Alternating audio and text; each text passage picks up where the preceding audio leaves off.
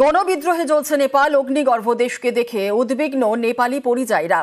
বোলপুরের রাতপাহারায় কর্মরত নেপালের 25 বাসিন্দা। ইন্টারনেট পরিষেবা বন্ধ রয়েছে সেখানে। স্বাভাবিকভাবেই পরিবারের সঙ্গে তারা যোগাযোগ করতে পারছেন না। আর পরিবারের লোকজন যারা রয়েছেন, সদস্যরা রয়েছেন, তারা উৎকণ্ঠায় রয়েছেন। বোলপুরের নেপালি পরিযায়ীরা যারা রয়েছেন তাদের পরিবারের লোকজনরা উৎকণ্ঠায় রয়েছেন, কারণ গণবিদ্রোহে জ্বলছে নেপাল। অগ্নিগর্ভ দেশকে দেখে উদ্বিগ্ন নেপালি পরিযায়ীরা। ইন্দ্রজিৎ রোজ রয়েছে আমাদের সঙ্গে। ইন্দ্রজিতের কাছ থেকে একটু বিস্তারিত জানার চেষ্টা করব।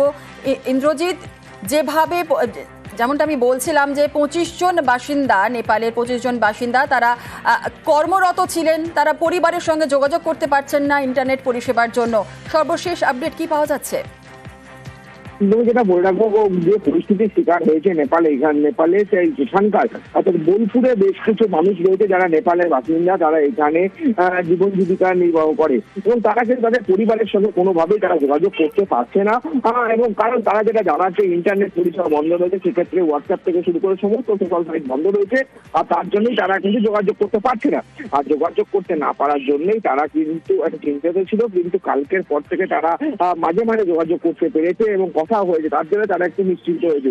যদিও তারা যেটা জানাচ্ছে, যেভাবে নেপালে যে ঘটনা ঘটেছে, সংসদ ভবনে আগুন থেকে আন্দোলন, বিক্ষোভ সবটাই তারা দেখেছে টিভির মাধ্যমে। আর তাতেই তারা কিছুটা আতঙ্কিত হয়ে পড়েছিল এবং নেপালে যারা তাদের পরিবারের লোকজন রয়েছে তাদেরকে তারা সাবধানে থাকতে বলছে। উল্টোদিকে তারা যেটা জানাচ্ছে যে নেপালের যে সরকার, সেই সরকার যেহেতু দুর্নীতিগ্রস্ত হয়ে গেছিল আর তার জেলে যেহেতু সরে গেছে, ভালো হয়েছে, কিন্তু যে সংসদ ভবনে আগুন বা রাস্তার মধ্যে আগুন লাগানো, সেগুলো কিন্তু ঠিক হয়নি, এমনটাই কিন্তু জানাচ্ছে বোলপুরে থাকা পরিযায়ী নেপালি সদস্যরা। বেশ, ধন্যবাদ। এখন আমি তো অনেকই চিন্তা আছে, কিন্তু নেপালে অনেক দুঃখ আছে। 20 জনের মতো এলো ওই জন্য। আর একটা এখন খুশি খবর পেয়ে আছে, মানে সংসদ ভবন সবকে বাহার নিকালানো করানো হয়েছে আজকে, অনেক জেনজি পুস্তার জন্য। আর এখন নতুন আসে লোক নে কিছু করবে জন্য, আশা প্রতীক্ষা করার জন্য ধৈর্য ধারণা করছে। চিন্তা তো বহুত অনেক চিন্তা করা হয়।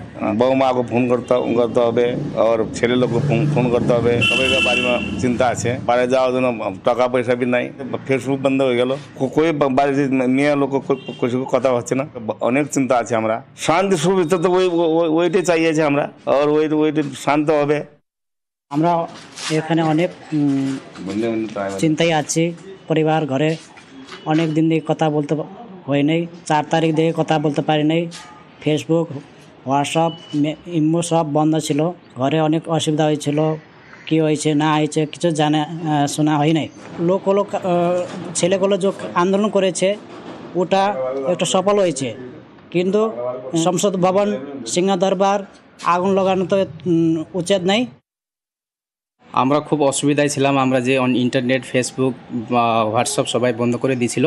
আমাদের নেপালে যে এখনই যে পরিস্থিতি আছে, যে নেতাগুলো আছে সেরা সবাই একদম চোর, ভালো নাই এটা।